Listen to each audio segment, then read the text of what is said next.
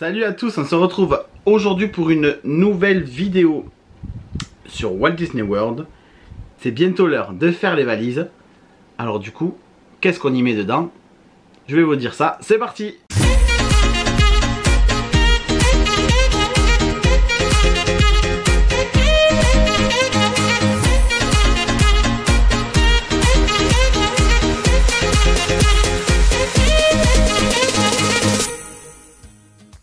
Et oui, c'est bientôt le départ, donc on fait bientôt les valises. Et vous avez été nombreux à me demander quoi prendre donc dans vos valises. Donc je vous ai fait, là j'ai mon téléphone, je suis en train de chercher mes notes.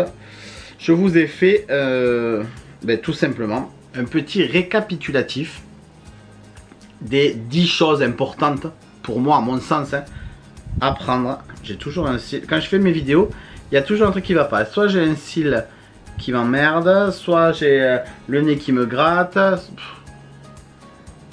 Tout le temps. Donc oui, 10 choses qui me semblent à mon sens importantes de prendre à Walt Disney World. Et pour les États-Unis en général, mais principalement là pour Walt Disney World. Donc c'est parti. Première chose, et ça ne va pas étonner personne, mais des bonnes chaussures, que ce soit basket ou des claquettes, si vous êtes team claquettes chaussettes, moi c'est pas trop mon truc, mais des bonnes chaussures, des bonnes baskets. Moi j'ai déjà fait le tour des chaussures que j'ai acheté une paire exprès que je mets là un peu tous les jours pour les faire, pour être bien à l'aise. Mais j'ai fait un peu le tour et je vais prendre 4 paires. Alors en fait j'aurai une paire pendant le voyage et j'aurai donc 3 paires dans ma valise. Pourquoi? Parce que toutes les paires sont différentes. Je crois que les 3, je vais prendre que des Nike. 1, 2, oui. Je vais prendre que des Nike. Mais c'est des modèles différents. Et du coup, les semelles sont différentes. Les points d'appui sont différents. Et je vous promets que quand vous marchez 15-20 bornes par jour, voire plus, quand vous changez de chaussures, moi je fais 2-3 jours avec une paire et je change. Et quand vous changez, ça change d'appui quand même, donc c'est agréable. Voilà, moi c'est ce qu'on fait chaque fois quand on va à Walt Disney World. Je prends plusieurs paires de chaussures et je change. Et ça m'évite pas de ne pas avoir mal aux pieds. J'ai quand même mal aux pieds, mais c'est plus supportable. Mais quand même, prenez des bonnes chaussures. Des chaussures assez légères. Moi c'est que des chaussures en toile quasiment, à part une paire de Air Max, mais sinon c'est que des chaussures légères en toile. Voilà, que vous soyez bien avec des bonnes chaussettes, voilà, qui vous tiennent bien. Ne prenez pas des petites soquettes, vous savez, qui se mettent juste sur le dessus de l'orteil là, pour pas qu'on voit. Enfin, si après vous les supportez, mais moi je les supporte pas, ça me fait mal en fait, ça me scie le dessus du pied. Et non, je m'en fous, moi je veux être à l'aise surtout. Donc voilà, première chose, des chaussures, des bonnes chaussures, des bonnes baskets. Deuxième chose, assez importante, surtout là dernièrement, j'ai pu voir qu'il pleuvait beaucoup là-bas. Et quand il pleut là-bas, c'est des orages tropicaux, ça pleut pas longtemps, hein. Il peut pleuvoir 1 heure, des fois beaucoup moins. Mais quand ça pleut, donc je vous conseillerais de prendre un Kawaii. La fois dernière, en 2018, ou en 2019 même, en 2019, c'est qu'on y est allé la dernière fois, j'avais acheté un Kawaii exprès, parce que la première année, j'en avais pas, et on s'était pris la flotte tous les soirs. Là, j'avais le Kawaii, je l'ai trimballé tous les jours dans le sac à dos. Il n'a pas plu. Pas une goutte, pas une goutte. Donc tant mieux. Tant mieux, mais bon, je l'avais quand même avec moi parce que c'est vrai qu'ils foutent souvent la clim très très fort dans les magasins, dans les restaurants, dans les salles de spectacle, dans les bus que vous prenez pour aller de l'hôtel au parc. Il fait hyper froid. Donc ouais, le Kawaii, ça vous évite d'être mouillé, parce que si vous prenez une pluie tropicale et que vous enchaînez avec un resto ou alors déjà le resto, vous allez manger, vous allez vous geler. Donc peut-être même des fois prévoir un t-shirt supplémentaire de rechange, mais ça je ne l'ai pas noté dans mon truc, mais c'est un petit conseil d'amis. Un t-shirt de rechange sec. Mais oui, le Kawaii, au moins vous le mettez, vous êtes protégé, et quand il pleut plus, vous l'enlevez, vous êtes sec.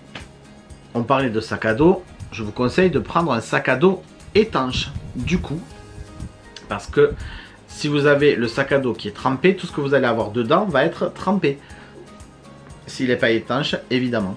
Donc si vous avez un appareil photo ou même un porte-monnaie ou peu importe, la carte bleue ou voilà, ça risque d'être mouillé. Et comme je vous dis, quand il pleut là-bas. Autrement, j'ai une petite astuce voilà, qui vaut ce qu'elle vaut.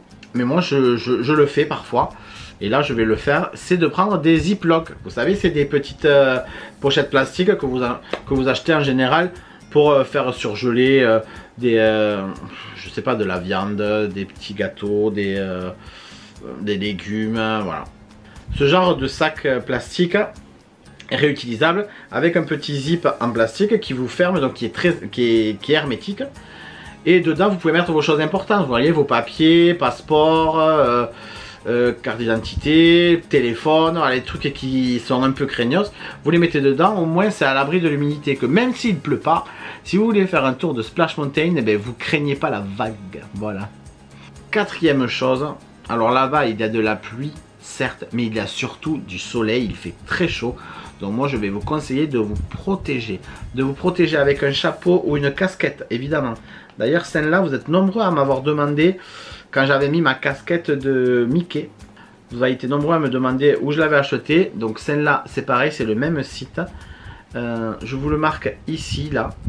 C'est la marque Caps Lab. Voilà, qui fait de très très jolies casquettes. Moi, je les adore. J'ai aussi celle-là. Voilà, de Black Panther. Donc voilà, vous voyez, Caps Lab. Et bah, écoutez, je vous mets le lien dans la barre d'infos si ces casquettes vous intéressent. Mais moi je les trouve vraiment très sympas, ils ont pas mal de choix.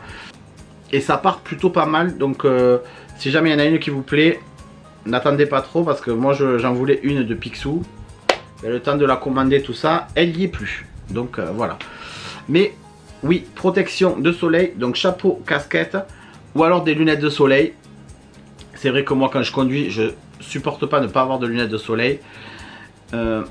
Après dans les parcs d'attraction, j'aime pas trop avoir des lunettes de soleil. Je vais les prendre quand même au cas où, mais je pense pas les mettre. Et de la protection solaire pour les enfants, voilà, évidemment, visage pour les bras, tout ça. Mais après, nous honnêtement, on mettra pas de protection solaire. Si ce n'est pour le Typhoon Lagoon, pour les parcs aquatiques ou pour les piscines des hôtels.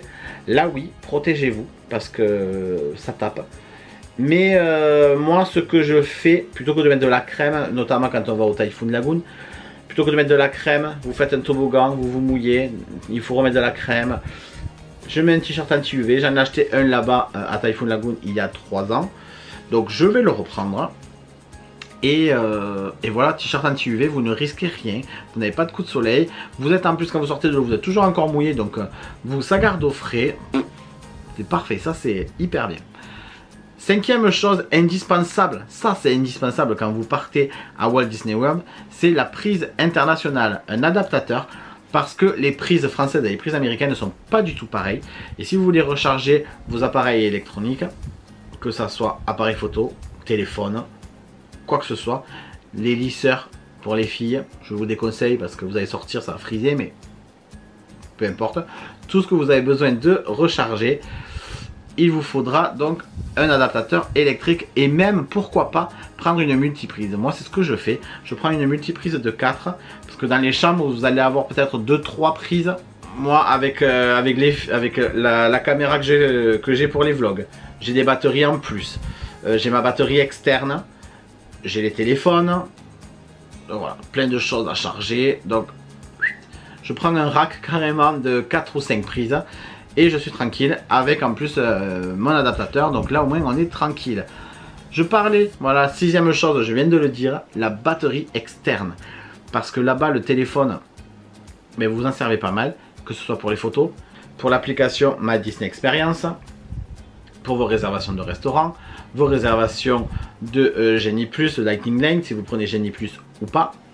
Pour voir les temps d'attente, enfin bref, le téléphone on l'a tout le temps. Pour faire des vidéos, pour faire des réels pour Instagram, des photos, voilà. Donc tout ça, on a toujours besoin du téléphone. Et ça se vide assez vite ces petites machines. Donc une batterie externe, c'est important à mon sens. Septième chose à prendre si vous êtes concerné par ça. Moi j'ai un téléphone, j'ai un forfait qui n'est pas international et qui ne comprend pas les États-Unis. Donc je vais acheter une carte SIM pour un mois, une prépayée, et chez Free. Et je fais ça tout le temps, en fait, depuis que j'ai découvert ça. Je prends un mois, donc ça me coûte 20 €. Et c'est renouvelable, mais moi je le renouvelle pas, donc du coup ça, je paye qu'un mois. Et c'est valable aux États-Unis en appel illimité, SMS et en data. Je crois que j'ai 100 Go ou 2, enfin j'ai pas mal, j'ai vraiment pas mal. Là où chez Orange, je crois, ça doit me coûter 15 € la semaine, et vu qu'on part 2 semaines, mais ça va me coûter 30 € si je prends l'option, donc c'est plus cher. Et en plus, je crois qu'on a les datas limitées, donc voilà. Après, le Wi-Fi sur place apparemment fonctionne bien, mais si jamais ça fonctionne pas bien, on fait comment? On fait comment? Donc moi, je préfère, ça va me coûter 20 € de plus. C'est pas grave, mais au moins je serai tranquille, je serai serein et je pourrai utiliser mon téléphone comme je veux. Huitième, je sais plus faire 8. Huitième chose à ne pas oublier, ben c'est des sous. Hein, il faut les dépenser là-bas. Vous avez mis de côté pendant des mois et des mois pour vous faire une petite cagnotte, pour vous régaler là-bas, pour acheter à manger et tout.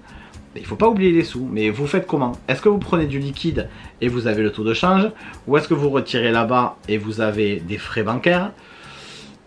Voilà, ça après c'est à l'appréciation de chacun. C'est vrai que moi la dernière fois, c'était pas l'année dernière, mais la dernière fois qu'on est allé, j'avais tout retiré là-bas. J'avais mon budget.